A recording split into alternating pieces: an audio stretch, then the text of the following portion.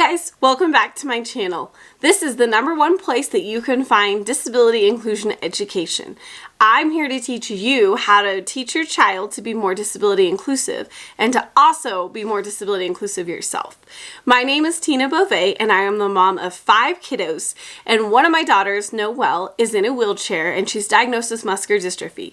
So I've lived this life for 12 years understanding what it's like to have a child with special needs and a disability, and I'm here to try to help educate you so you can kind of understand the life that we live better. So I am a pretty happy, joyful person. I am an Enneagram 7, so that means I always want to have fun and I'm always looking for a good time.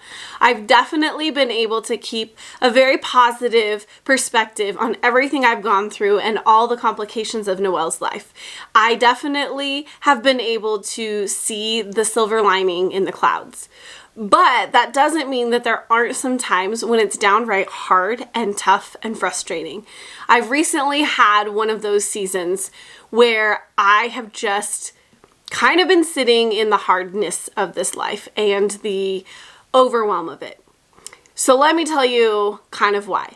Well, Noelle had gotten a new wheelchair. She gets one about every 6 to 7 years, and it was time for a new wheelchair. We had been so excited to get this wheelchair because her chair is falling apart and things aren't working on it very well. I mean, chairs just get old, they get dirty, they get broken down, and things just weren't great. And her body, she has muscular dystrophy, so she has very low muscle tone.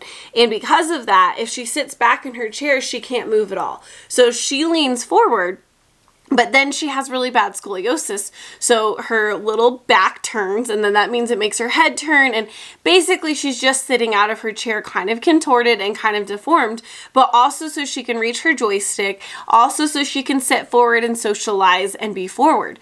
So it seemed like that her wheelchair was just making it really hard for her to be able to get in the right positions and to be able to sit forward and all that. So I was so excited for her to get a new chair, and it was going to fix all these things. It was going to kind of, be what we needed, and she was going to be comfortable in her chair, and it was going to work so great. I mean, these are the things that you kind of think about in your brain, even though if you're not saying them out loud, you're still thinking them. So her new wheelchair comes after, what was it? I think it was about 6 months because it got denied everything. It got denied all the extra parts and pieces, and we had to prove that she needed this and prove that she needed that medically. I mean, thankfully, that's never really happened to us, but it is a common thing that you have to really fight to get the things that are needed. So finally, 6 months later, this wheelchair shows up, and of course I'm excited. Of course, Noelle's getting a new chair, she's excited. So we get in the house with it and we put her in it.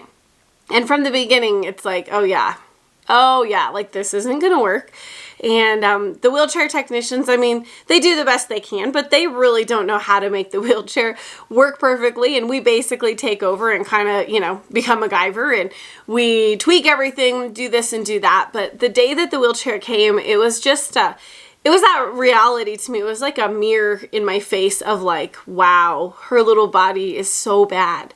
Wow, my little girl is so, this disease has taken away so much of my little girl's body and ability and range of motion, and wow, she can't even sit. Like, she can't move her head, she can't move her arms. And those moments and those realities, they are hard. And especially when they're happening in front of, the wheelchair technician and the wheelchair vendor, and you're having this moment of overwhelm and frustration and, at the same time being so disappointed because here you thought things were going to get better and things were going to be solved. So we did as much as we could. It took us probably 2 hours to just try to figure out how to make it doable for her so she could be in it. So she was in that wheelchair for about a month and a half, and I kept thinking in the back of my mind, I really need to put her back in her other one, or it's really not working right, we still need to tweak things. But I knew it was going to be quite an undertaking to change it all, so I just hadn't done it. And then one afternoon, her physical therapist was here, and we started talking, and then I realized, you know what, I really just need to do it. I need to switch her stuff over to this other wheelchair. It just needs to be done.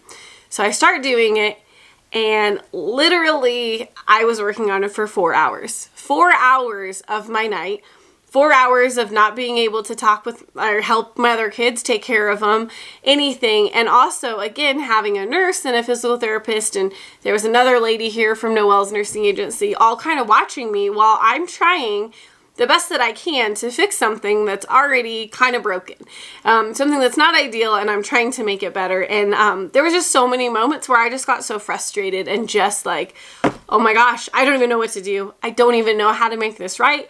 I don't know how to fix it. It was just, one thing led to another, and then this thing broke and that thing broke. And, you don't understand what all it takes to get somebody seating in a wheelchair comfortably, especially an electric chair.